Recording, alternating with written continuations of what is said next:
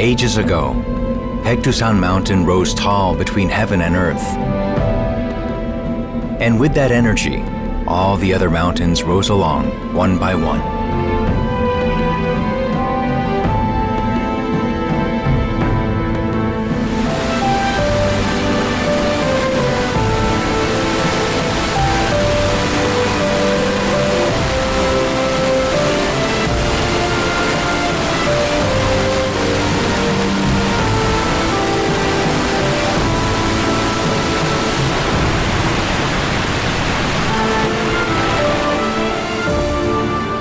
Water flowed down the mountains and reached the sea.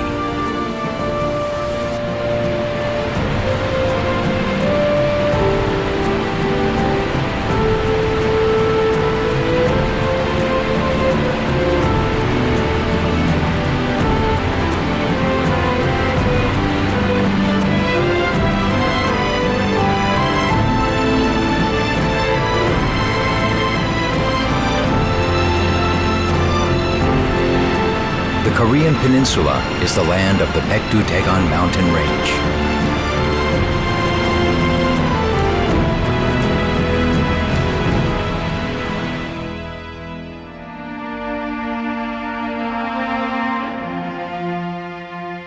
Korea is 70% mountains. System of Mountain Ranges and Mountains, a geography book from the Joseon Dynasty, recorded Korea's range of mountains from Baekdudaegan Mountain in the north to Chirisan Mountain in the south. And the longest and the largest, the Baekdudaegan, is the backbone of the peninsula. Moreover, it is the root of Korean life and culture.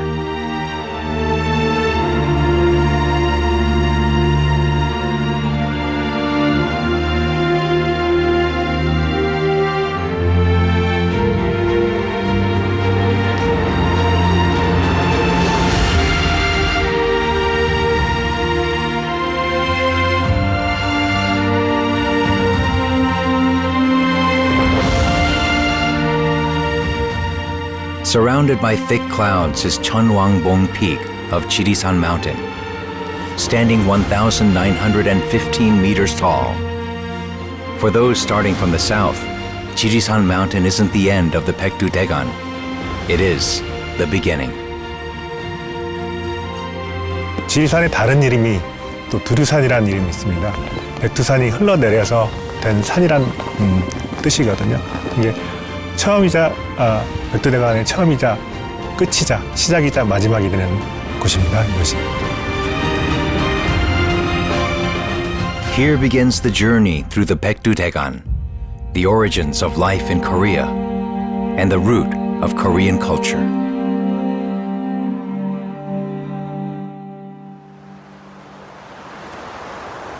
Before the Samjingang River, the lifeline of the south, meets the sea, it passes Chirisan Mountain in South Jeolla Province.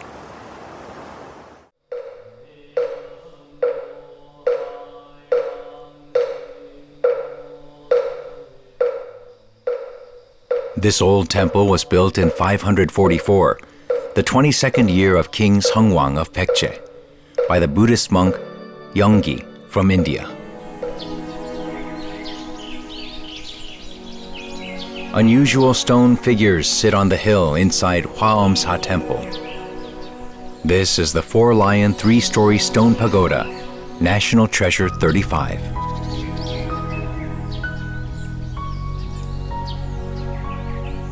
In front of the pagoda is a man sitting on one knee, holding a cup of tea.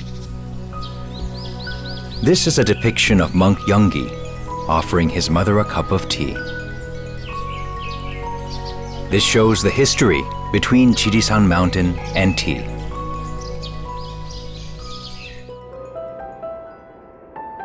When building Hwaeomsa Temple, monk Yonggi planted tea seeds he brought from India. Thus began tea growing in Korea. Records also show that Taeryum, an envoy to the Tang Dynasty, brought tea seeds which were then planted on Chirisan Mountain. And that first green tea farm, Changjukjeon, was here at the foot of Chirisan Mountain. Tea farming began in the Shilla Dynasty and spread throughout the country with Buddhism. This place has the most ideal environment for growing wild tea. 지리산은 한반도에서 가장 강수량이 풍부하고 연중 안개일 수도 높고 가뭄의 피해가 발생하지 않는 차나무가 자생할 수 있는 최고의 분포 중심지입니다.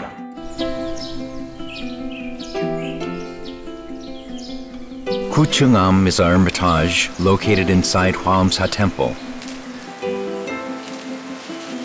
The monk Tokje is busy picking the tea leaves. The tender new leaves that sprout around April 20th are the best quality tea leaves, so he won't take even a moment's rest.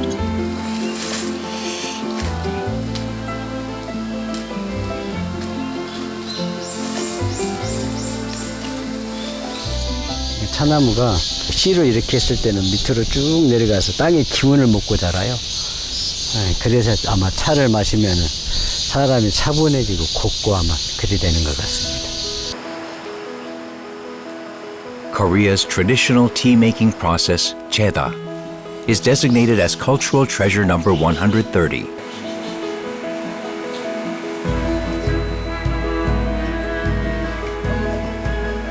Tea farms are widespread throughout the southern half of the Korean peninsula, and various tea-making techniques have been shared and passed down.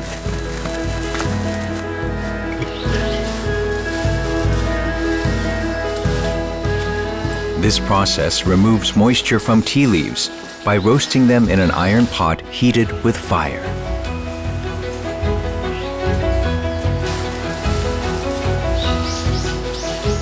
After roasting, the leaves are cooled and rolled to give them the proper shape and make sure they steep well in water. And the rest is up to nature and time. Monk Tokje roasts tea using the wild tea leaves, and he taught himself tea making over many years of study.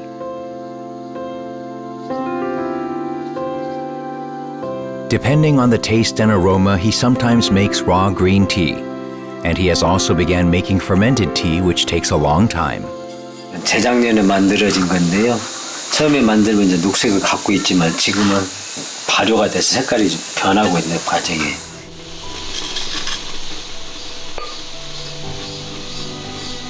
Tason ilmi. This Buddhist phrase means tea and Zen are one and the same. Because it chases sleep away and keeps one's mind clear, tea has been beloved in Buddhism for ages, and tea culture in Korea spread through Buddhism. 어떻게 만드냐가 중요한 게 원료 자체가 우리 몸을 이롭게 하고 정화시키는 능력을 갖고 있죠. 사람을 차분하게 하고 안정시키고.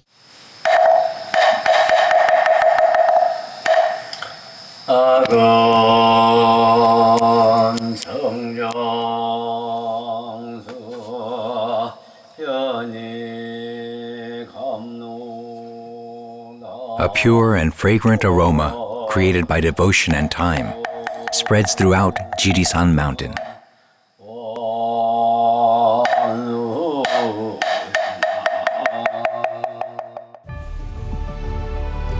Past Jirisan Mountain and multiple cities, the range leads to Deogjusan Mountain.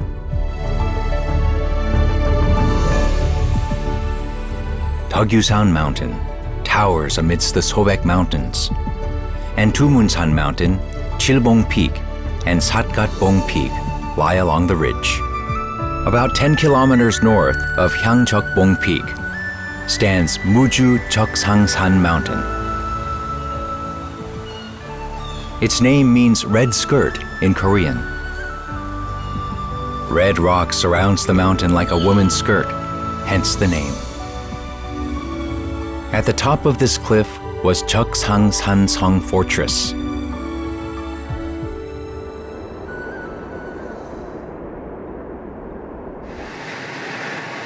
We are on our way to the peak to Chakshang Sansong Fortress. 1,029 meters above sea level.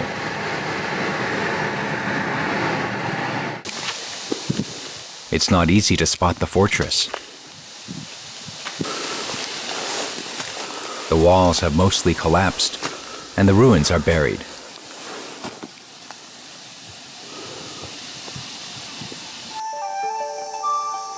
We finally found a part of the wall. Chakshang's Hanzon fortress was built in the Goryeo Dynasty. Now ruins, it was once a grand fortress that stretched 8 kilometers. Only parts of where the west and the north gate stood have been restored.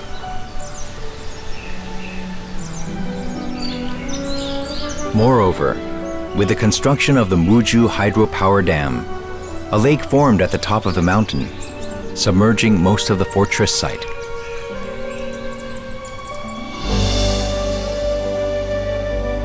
An old map of Muju shows what the fortress looked like. According to the 1530 book, The Newly Expanded Geographical Encyclopedia of Korea, the fortress grounds were flat, spacious, and contained 4 ponds and 23 springs and temples.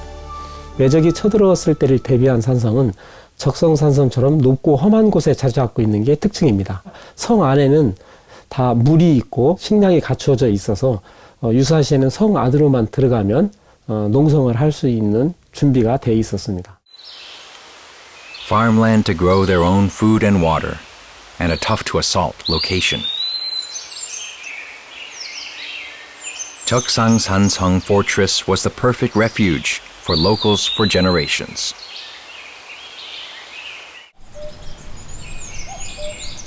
고려 때의 기록에 의하면 삼도의 안념사들이 난이 있을 때마다 백성들을 데리고 여기에 의지해서 싸우거나 또는 생명을 보존했던 유서 깊은 그런 산성입니다. Apart from being a shelter for commoners, Chakshang's Hanzon fortress played another key role in the Joseon Dynasty. After the Japanese invasions of Korea, the National Archives were established here for storing the dynasty's records and the royal family's genealogy book. 사각이나 저 선원방에 있던 낮에 나무를 썼다 그런 기록이 있어요. 그때 주지스님이. History was more important than anything else for the Joseon Dynasty. So they recorded everything that happened in the palace relating to the king. And the product of that vast record is the Annals of the Joseon Dynasty. The history of the National Archives, which held the 500-year history of the Joseon Dynasty, was far from peaceful. In the time of King Sejong the Great, there were 4 National Archives. All but the Jeonju National Archives were destroyed during the Japanese invasions of Korea. The restored annals were stored deep in the mountains all over the country. And when conflicts arose that put the northern region at risk, the king Hwanghae-gun ordered the other archives to be moved to Cheoksansan Mountain. And for 300 years afterward, this was a sanctum that preserved the nation's history. The National Archives were guarded by Anguksa Temple. Then, they were moved to the edge of the lake to avoid being submerged. This 1,000 Buddha hall once held the royal family tree of the National Archives.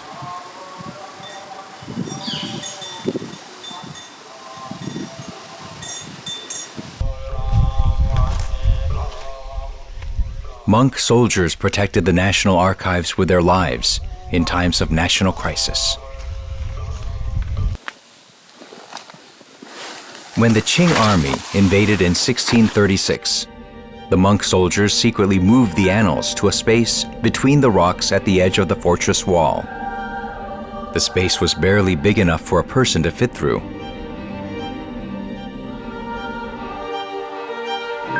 Thanks to that, the annals survived. However, they are not here anymore.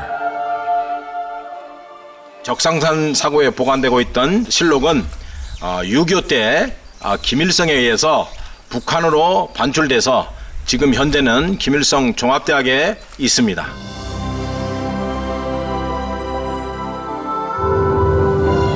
The fortress bore witness to the complicated affairs of men for a very long time.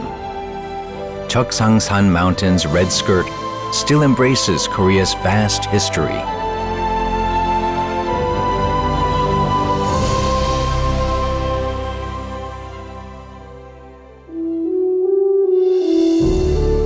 The Baekdudaegan continues from Deogyu-san Mountain, past Gyeongchong Mountain, and then turns into the plains of the Nakdong-gang River.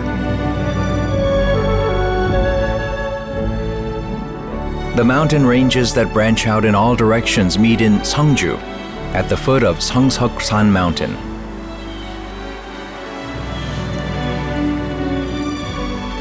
From ages past, this spot was said to have good feng shui.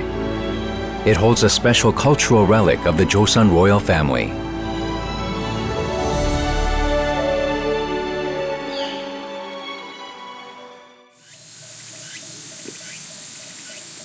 This peak is called Taebong Peak. At the top of the stone steps up the mountain is the Placenta Chamber of the Princes of Sejong the Great. When a baby is born into a royal family, the placenta is enshrined in the Placenta Chamber. And this Placenta Chamber is the largest of its kind in Korea. 여기 보시면 원래 이제 그 선원록이라고 해서 왕실 족보에는 보면 세종대왕의 자녀가 18남 4녀로 되어 있습니다. 여기 이제 태실이 총 19기가 있는데 그 중에 18기는 세종대왕의 왕자들의 태실이고 한 기는 단종의 태실이고. The 19 placenta chambers belong to Grand Prince Suyang, who later became King Sejong. It contains 8 grand princes and 10 princes in the order they were born. The placenta chamber at the end is of King Danjong, Sejong the Great's grandson. So why did Sejong the Great put all 19 placenta chambers of his sons and grandsons in one location?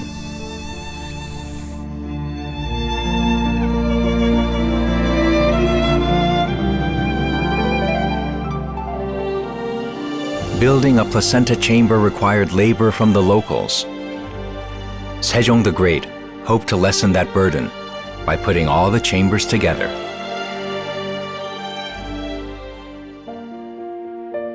So when were the placenta chambers first made? The royal families had held placenta enshrinement rituals since the Goryeo Dynasty.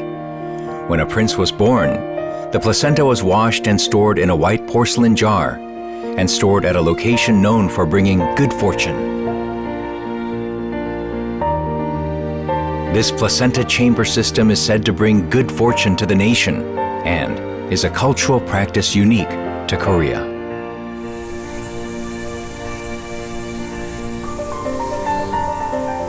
Sejong the Great put a lot of work into finding the right spot.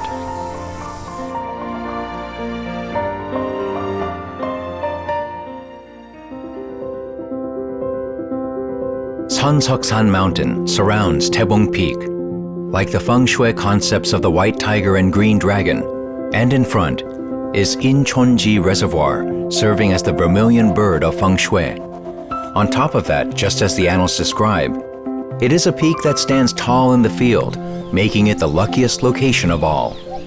All these efforts began with the king's belief that the well-being of the royal family leads to the well-being of the country and in turn the people.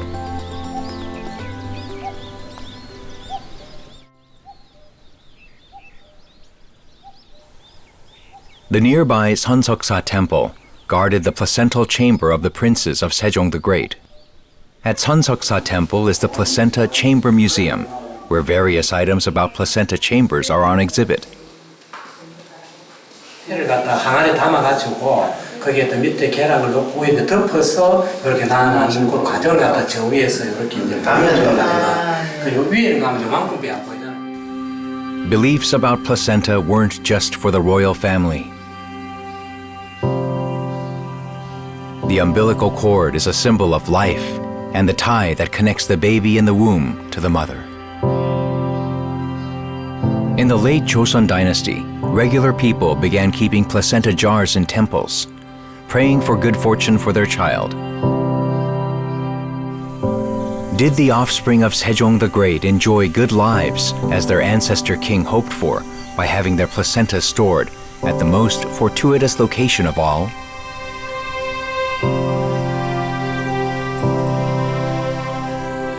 Some of the stone structures look different. They only have the lotus base and are missing the top structure. 세조가 조카인 단종을 밀어내고 왕위를 찬탈하고 난 다음에 자기 형제 중에 왕이 되는 걸 반대했던 왕자들의 태실을 성물은 다 파괴해서 산 밑으로 던져버리고 그 자리는 없애버렸죠.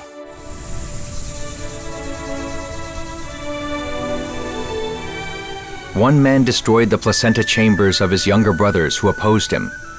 In front of King Sejo's placenta chamber is a large memorial stone in the shape of a turtle. It was tradition to add a memorial stone when the owner of the placenta chamber took the throne. The man who successfully took power and those who failed. The remains of the placenta chambers are as different as the lives of their owners.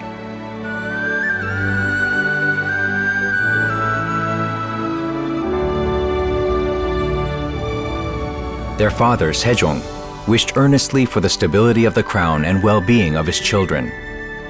But fate had different plans for them.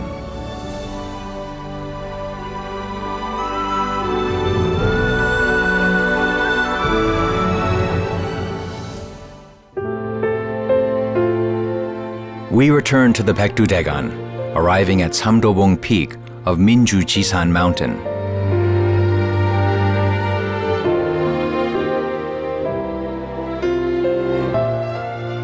Samdobong Peak is where the border of 3 provinces meet.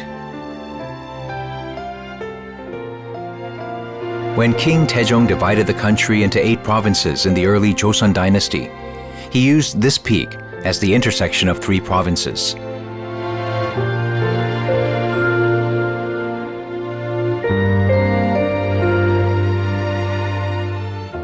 There is a special rock-carved Buddha in Taebulli village, on the nearby Seogibong Peak.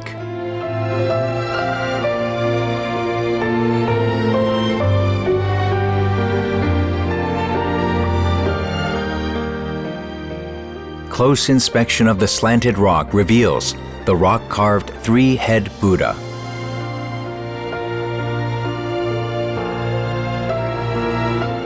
It's quite a coincidence that the only spot with a 3-headed Buddha is on the intersection of the borders of 3 provinces.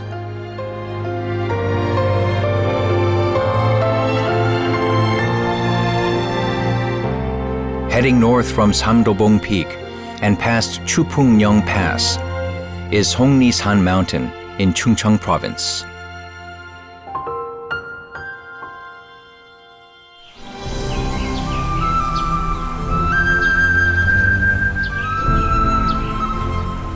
Hongnisan Mountain's Huayangdong Valley is considered the most beautiful place south of Kumgangsan Mountain. The valley contains 9 famous named spots with picturesque views, called the 9 Bends of Hwayang.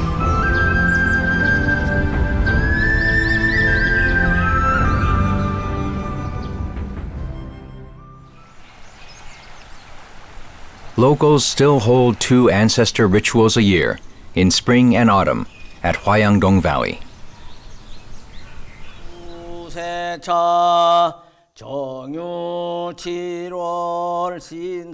The rituals are for Uam Song-Shiyeol, a Confucian scholar of the mid-Joseon dynasty. A great scholar who compiled Joseon's Confucianism, or the father of factional strife that ruined the country. People have mixed opinions of Song-Shiyeol. 그 노선 자체가 대의 중심으로 살아야 된다라고 하는 것을 표방한 사람입니다. 이런 삶 자체는 본질적으로 험난할 수밖에 없다. 그러나 동아시아 학계에서 최고의 위치에 있었던 인물이다. Am was an ardent follower of Zhu Xi's Li studies, so he viewed the Qing dynasty, which had taken down the rightful Ming dynasty, as an unacceptable group of barbarians. After the Manchu War of 1636, he quit his government post and focused on educating the youth in his hometown. His pupils later built the Huayangdong Confucian Academy to commemorate him. Song Shiul passed away several centuries ago, but people still come to the restored Huayangdong Academy to study his teachings.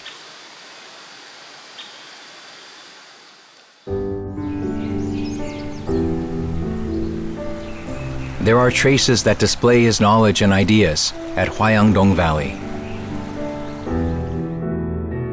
Reflecting on Zhu Xi's 9 bends of Wuyi Mountain, Song found 9 beautiful places and named them 9 bends of Huayang.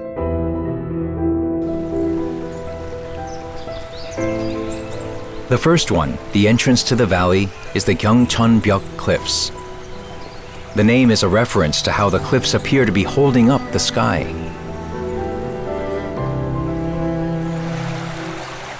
About 400 meters north of the Gyeongchong Bjoc cliffs is a pond with exceptionally clear water. The second is Unyangdam, meaning pond of cloud shadows.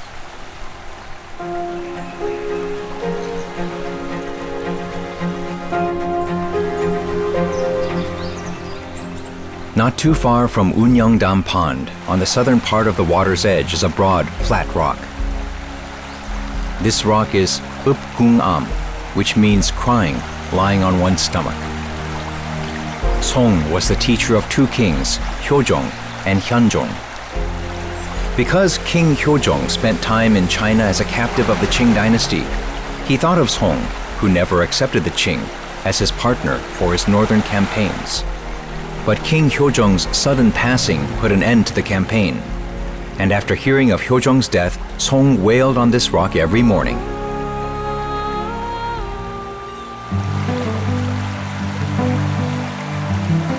This is number 4, the most beautiful place among the 9 bends of Huayang. It is called Kumshadam Pond because the sand in the water resembles gold dust.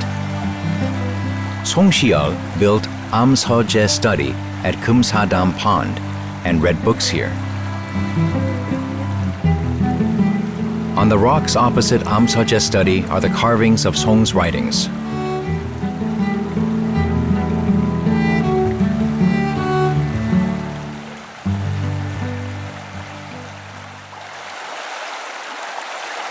Climbing further north along the river are rocks stacked on top of each other above the valley.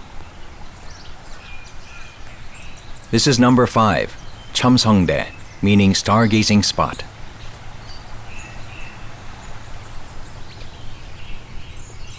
His writings are carved on these rocks too.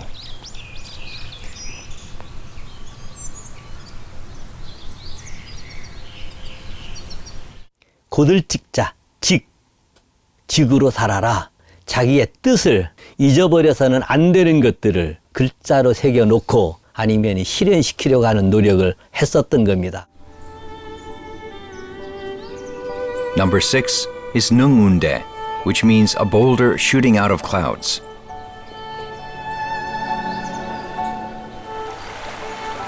Number 7 is Hwaryong-am, named because the rocks resemble a dragon lying on the ground. This is number 8, Haksode, a tall cliff covered in old pines. And this is number 9, the final spot of the 9 bends of Huayang.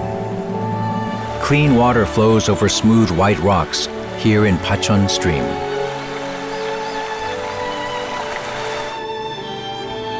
Maybe he wanted to build his own utopia of his knowledge and ideas in this beautiful Huayangdong Valley.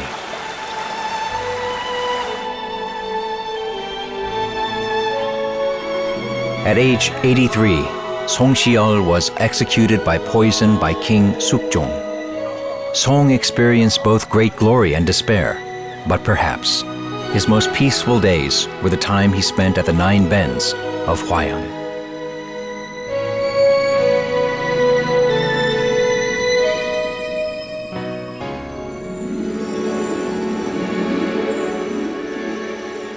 Our journey now makes a sharp turn toward the east after Songnisan Mountain, toward Taebaeksan Mountain.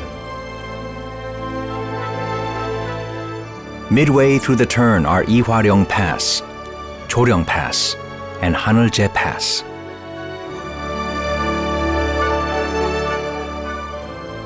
Unlike the mountains in the south with gentle slopes and soft features, the mountains from this point on are rough and rugged.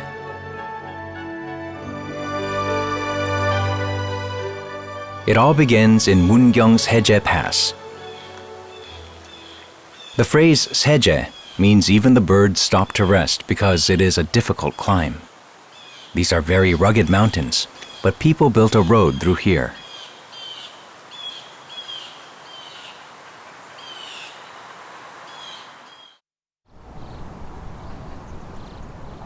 It is now a small city with a population of 75,000. But in the Joseon Dynasty, Mungyong was where the talented and cultured of Gyeongchang province gathered.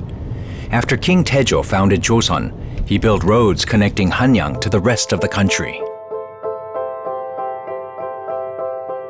The shortest passage from Dongnae to Hanyang was the Great Yeongnam Road, and the tallest, roughest part, the Mungyong Seje Pass.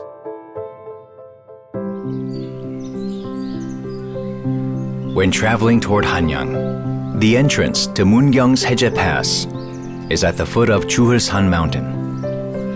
The area surrounding Sangchori village is now a public park, and at the entrance is Chogokwan Gate, one of 3 gateways.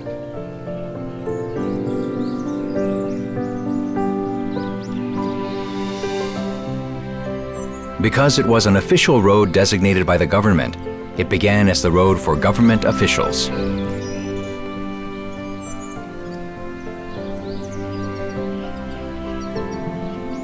1.2 kilometers past the first gate is the Choryongwon Inn site. Posts and inns were placed at fixed distances to maintain roads and systems of communications. At first, these inns provided room and board for government officials, but later on, scholars and merchants could also use them. The inns were run under strict management by the government. But because merchants traveling to and from Hanyang gathered there, Choryongwon Inn was awash with money and merchandise. Behind the inn was a tavern. The hungry people climbing the hills of Mungyong's Seje Pass got food and drinks here.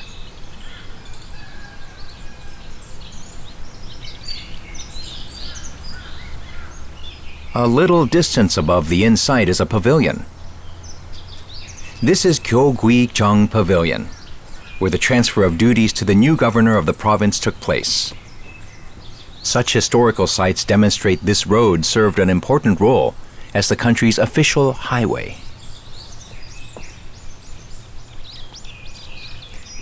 One kilometer past Gyeongchong Pavilion is the second gateway, Chogokwan Gate. Only a part of the area surrounding the gate has been restored, but these walls once surrounded the peak. Why did they build such gateways on a mountain road, traveled only by government officials and merchants?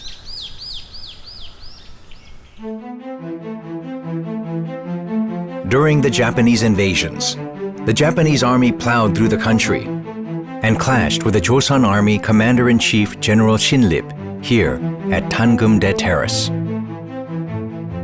Other generals suggested defending with the rugged landscape of Mungyong's Seje Pass, but Shinlip abandoned the site, a natural fortress, and had a full-on battle at Tangumdae Terrace.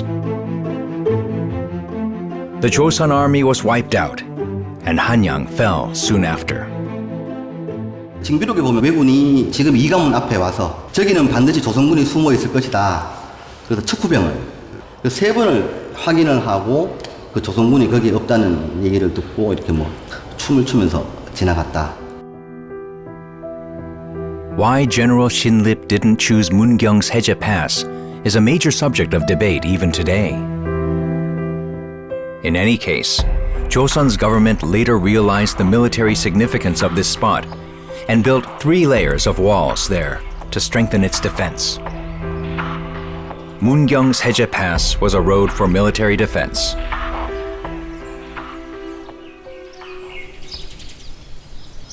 But to the ordinary people, this road had another meaning.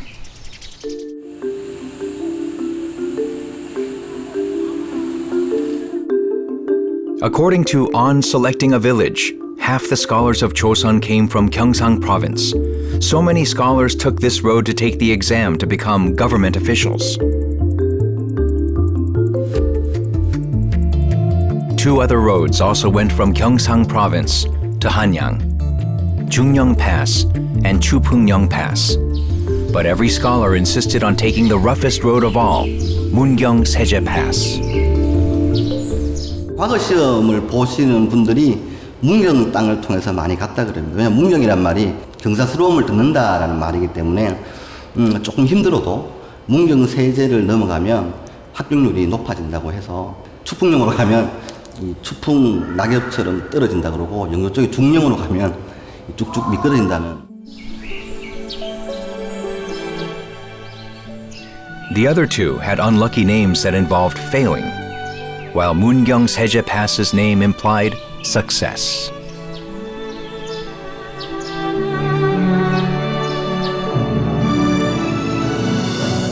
Mungyong-seje Pass's hilly road was the road of government officials, military defense, and scholars. Through the road that even the birds need to take a break on, countless people traveled to and fro.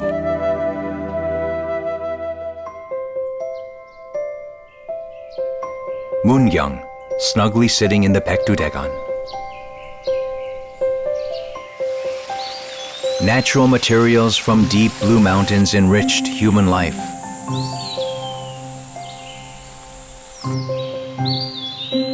Some people of the Baekdudaegan travel the road not taken. Mr. Kim Jong-ok, who became a potter, as his ancestors were, is one of them. 여기가 이게 도자기 만드는 흙이라. 아, 이게요? 이런 지금이 보송해도. Collecting sandy soil to make pottery is entirely up to him. Quality material is needed for quality pottery. If you want high-quality sandy soil, you must search for it. 이게 요 보면 모래도 있고 고운 분말도 있어요. 물에 풀어가지고 이걸 침전을 시켜서 그 그릇 만드는 원료.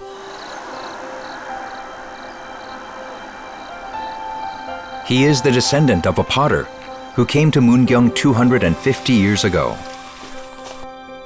Pottery is his family's history and way of life itself. His grandfather was Kim Bi-an, an artisan from the Gwangju Royal Kiln in Gyeonggi Province, where they made pottery for the royal family in the Joseon Dynasty. After his father, artisan Kim Gyo-soo, artisan Kim Jong-ok is a 7th-generation craftsman of Joseon pottery.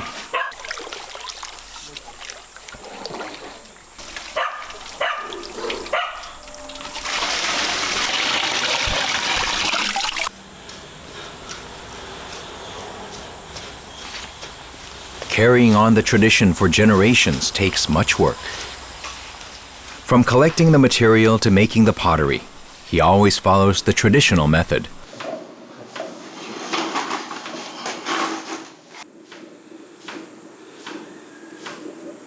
He's been doing this for over 50 years, never making any alterations. The subtle difference created by a master's touch. To maximize the natural beauty of pottery, he insists on using a kick wheel. Mr. Kim Jong-ok began training as a potter under his father, 6th-generation master potter Kim Gyo-soo, when he was only 18 years old. It was to support his family, but he fell in love with the art of pottery and worked day and night on the wheel to improve. And all that hard work is clear in his pieces. With his perfect recreation of the famous Cheongho tea bowl, plus his white porcelain, blue cobalt pottery, and moon jars that seem straight from the Joseon era. He became Korea's first master potter in 1991. And in 1996, he became the only designated cultural treasure artisan in the field of traditional pottery. 3 requirements for pottery production are soil, fire, and water. When firing pottery, he uses pine logs of the Baekdudaegan and not any other fuels. The kiln this artisan uses is the local style of kiln called 망댕이. 어디를 보통 이제 망댕이라고 그러거든요. 보통 한 20cm에서 이제 25cm 이 크기로 해가지고 한쪽은 굵고 한쪽은 그 가늘게 해서.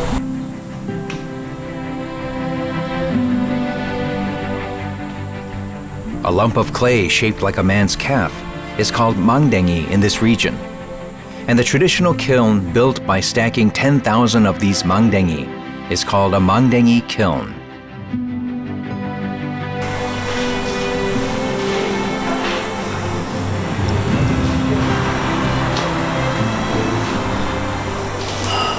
이게 인간의 힘으로 안 되는 기라. 그래 신의 힘을 이제 요청하는 거예요.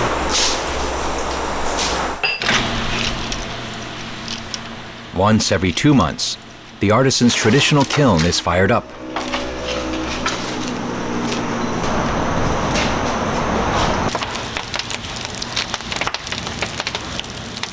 망댕이 kilns use logs. And you must sit in front of the fire for over 10 hours and watch it.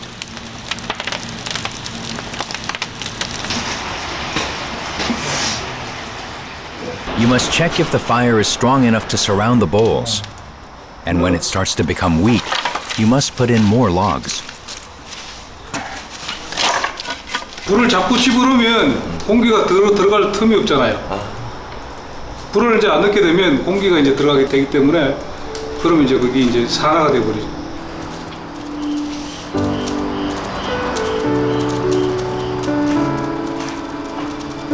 Now, artisan Kim Jong-ok's son and grandson are working with him, checking the fire like he has always done. And the 250-year-old history of this pottery-making family will continue on.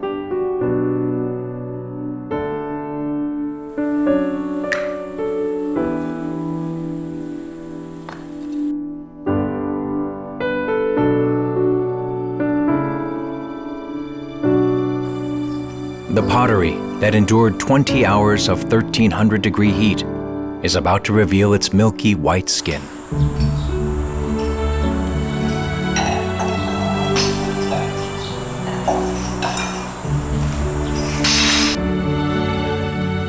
그래 오직 내가 할 수 있는 거는 그릇 만드는 거다. Unpolished yet raw nature buried in the mundane. The beauty of Korea was kept alive for over 200 years by holding on to traditional methods. Artisan Kim Jong-ok. The soil and fire he has worked with all his life are the traditions, values, and great cultural inheritance of this land.